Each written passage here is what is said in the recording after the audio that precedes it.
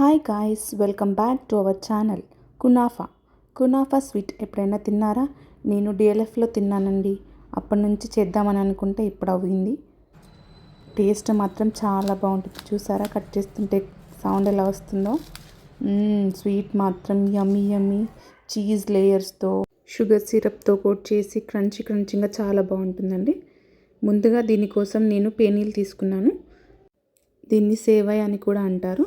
100 grams పేనీలకి 50 grams butter పడుతుందండి. 50 grams కరిగించిన butter వేసుకొని దాన్ని మంచిగా మిక్స్ చేసుకోండి. బటర్కి బదులు మనం ఇక్కడ వెన్నని కూడా వాడుకోవచ్చండి. ఇలా పేనీలు మొత్తం బటర్లో మిక్స్ అయ్యేలాగా కంప్లీట్గా బటర్తో తడిసి ఉండాలండి. ఇలా కలుపుకొని పక్కన పెట్టుకోండి. ఈ స్వీట్లో కావలసిన క్రీమ్ కోసం ముందుగా 4 టీ స్పూన్స్ కార్న్ఫ్లోర్ తీసుకొని వాటర్ పోసుకొని ఉండలు లేకుండా మంచిగా మిక్స్ చేసుకొని పక్కన పెట్టుకోండి. నెక్స్ట్ ఒక 1/2 లీటర్ పాలు తీసుకోండి. ఇలా 1/2 లీటర్ పాలు తీసుకొని కాచుకున్న తర్వాత కార్న్ఫ్లోర్ మిక్స్చర్ని దీంట్లో వేసి మంచిగా కలపండి, లేకపోతే అడుగంటుతుంది. కలుపుతూ ఉడికించుకోండి. నెక్స్ట్ దీంట్లో ఒక 1/2 కప్ షుగర్ వేయండి. 1/2 కప్ షుగర్ వేసి మంచిగా మిక్స్ చేసి కరిగించండి. నెక్స్ట్ కొద్దిగా ఫ్రెష్ క్రీమ్ని వేసుకోండి. ఫ్రెష్ క్రీమ్ లేని వాళ్ళు పాల మీద మీగడనైనా మిక్సీ పట్టి వేసుకోవచ్చండి. చూసారా, ఇలా థిక్ కన్సిస్టెన్సీ రావాలి. ఇలా వచ్చే టైంలో కొద్దిగా వెనీలా ఎసెన్స్ కానీ యాలకుల పొడి కానీ వేసుకోవచ్చు. వేసి మిక్స్ చేసుకొని కొంచెం థిక్ కన్సిస్టెన్సీ వచ్చిన తర్వాత దింపేసుకోండి. చూసారా, ఈ స్టేజ్లో ఉన్నప్పుడు ఆఫ్ చేసుకుని తర్వాత షుగర్ సిరప్ కోసం 1 కప్ షుగర్లో 1 కప్ వాటర్ పోసి మరిగించండి. అది మరిగిన తర్వాత దాంట్లో కొద్దిగా నిమ్మరసం వేయండి, క్రిస్టల్స్ రాకుండా ఉండడానికి. ఒక బౌల్ తీసుకొని దానికి బటర్ రాయండి. ఇలా కొంచెం ఎక్కువే రాయండి. రాసిన తర్వాత పేనీలు ఒక లేయర్ వేసుకోండి. ఇంకొద్దిగా వేసి మంచిగా సెట్ చేసుకోండి దాన్ని. నెక్స్ట్ ఇలా దాన్ని వత్తుకోవాలి. కింద మంచిగా సెట్ అయ్యేలాగా ఒక లేయర్ లాగా మంచిగా ప్రెస్ చేసుకోండి.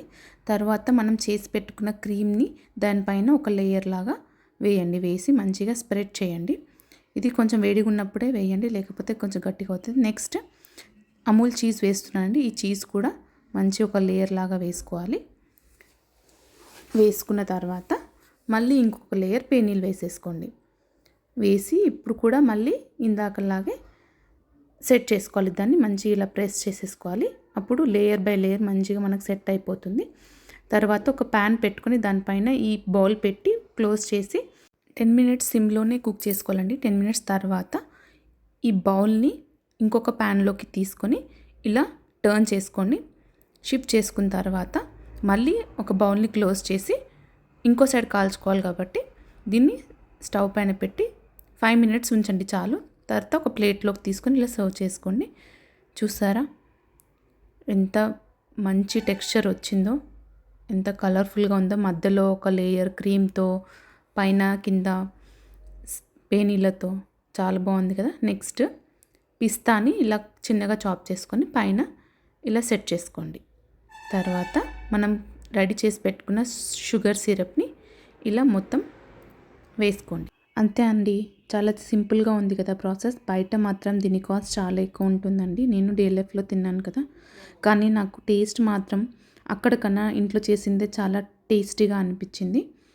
క్రిస్పీగా చాలా బాగుంటుందండి. ఈ ప్రాసెస్ మీకు నచ్చితే కమెంట్ చేయండి. అలాగే లైక్ చేసి మా ఛానల్ని సబ్స్క్రైబ్ చేసుకోండి. Bye friends.